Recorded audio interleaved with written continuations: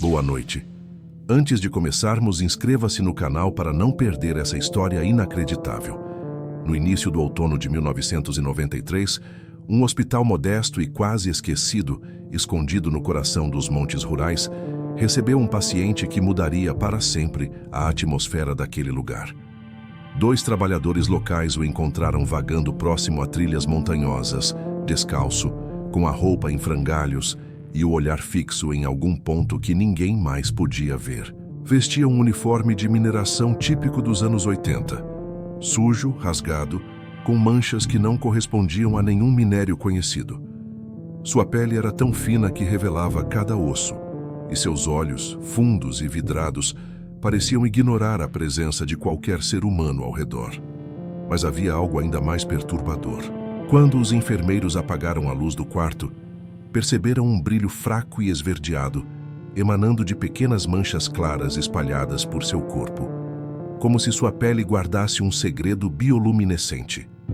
Durante a triagem, seu comportamento deixou a equipe atônita. Apesar do estado físico deplorável, falava com calma e articulação impecável, usando expressões antiquadas que lembravam documentos e gravações da década de 70. Sem que ninguém perguntasse, disse seu nome com firmeza. Piotr Pavlovich Romanov. Eu voltei. A enfermeira responsável congelou. Aquele nome soava familiar, e uma rápida consulta aos arquivos da cidade confirmou. Piotr Romanov estava oficialmente morto desde 1986. Romanov havia trabalhado em uma mina nas encostas da região. 7 anos antes, fora designado para inspecionar uma galeria parcialmente desativada, após instrumentos detectarem tremores incomuns. Às 8h47 daquela manhã, o contato com ele foi perdido. Equipes de busca chegaram rapidamente, mas nada encontraram. Não havia colapso, sangue, equipamentos, nada. O único detalhe estranho nos relatórios foi a descoberta de uma parede anormalmente lisa na seção oeste da galeria. A rocha parecia úmida e polida de dentro para fora, como se algo tivesse atravessado sua estrutura. 3 meses depois, sem respostas, Romanov foi declarado morto. Sua esposa deixou a cidade, e o caso foi engolido pelo esquecimento. Agora, vê-lo vivo e alterado era mais do que a cidade poderia processar. Durante a internação, exames confirmaram sem margem de erro. Aquele homem era realmente Piotr Romanov. Ele começou a relatar fragmentos daquilo que viveu. Segundo ele, tudo mudou no instante em que tocou a parede lisa. Sentiu um puxão leve, sem dor, apenas uma súbita ausência de chão. Não houve queda, nem escuridão, apenas o despertar em uma câmara subterrânea iluminada por pontos de luz azulada e verde. As paredes e o teto eram cobertos por estruturas semelhantes a fungos, que emitiam luminosidade suave e constante. O ar era quente e úmido, carregado de um zumbido quase imperceptível. Nos primeiros dias, Piotr vagou sozinho, chamando por ajuda. Não havia saída nem sinal de tecnologia. Aos poucos, começou a ver formas nas bordas da visão. Seres altos e esguios, de pele clara que brilhava levemente. Tinham olhos pequenos, bocas discretas, e não faziam qualquer ruído. No início, apenas o observavam à distância, imóveis como estátuas. Até que um deles se aproximou, estendeu o braço e tocou seu ombro. O toque era morno e trazia uma vibração sutil que percorreu todo o seu corpo. Não houve dor nem palavras, apenas um gesto. Nos dias seguintes, esse contato se repetiu, acompanhado de sons graves e suaves, quase como sussurros de outra frequência. O tempo ali não existia como na superfície. Não havia sol nem lua, apenas ciclos de luz difusa que pareciam pulsar junto com os próprios seres.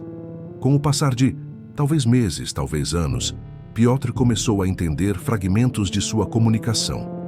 Uma linguagem feita de sons vibrantes, assobios e tons emocionais. Mais do que entender, ele sentia o que era transmitido. Foi então levado a um espaço maior, que descreveu como a cidade. Não havia ruas, apenas corredores orgânicos conectando câmaras moldadas diretamente da rocha viva.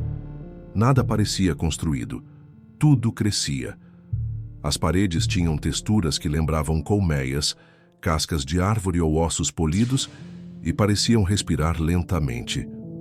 O ambiente era silencioso, exceto por um zumbido grave que, com o tempo, ele deixou de notar. A temperatura era sempre amena e o ar tinha um gosto metálico. Não havia máquinas, eletricidade ou ferramentas. Tudo funcionava em simbiose entre seres e ambiente. A luz vinha dos próprios organismos. Romanov percebeu que ali não havia líderes, disputas ou punições.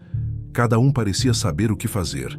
Ele passou a cuidar de vermes cegos e gigantes que se moviam lentamente por túneis paralelos, alimentando-se de restos vegetais e um pó mineral fino. Esses vermes produziam uma pasta gelatinosa pálida, base da alimentação de todos. Os espaços de descanso eram plataformas de musgo espesso que emanava calor e aroma terroso. O sono era profundo, com sonhos lúcidos repletos de imagens e códigos de luz. Com o tempo, Piotr deixou de ser apenas observado e foi aceito como parte daquela comunidade. Recebia pequenos presentes, fragmentos minerais, fungos especiais, pedras lisas com inscrições orgânicas, mas também começou a mudar. Em um setor isolado, conheceu uma habitante diferente, a quem chamou de Vera. Sua luz era azulada e intensa, e ela parecia viver à margem da comunidade. Não falava, mas ofereceu a Piotr um espaço protegido, decorado com musgos ornamentais que mudavam de cor conforme o estado emocional do ambiente. Com ela, o silêncio se tornava conforto. Em um ciclo que ele interpretou como equivalente a um ano, Vera lhe deu um presente, um fungo azul em espiral, de aroma adocicado. Ele o plantou junto à parede de sua morada. Era a primeira coisa que sentia como sua. As mudanças físicas se intensificaram. Manchas na pele se expandiam em padrões semelhantes a raízes, emitindo luz fraca.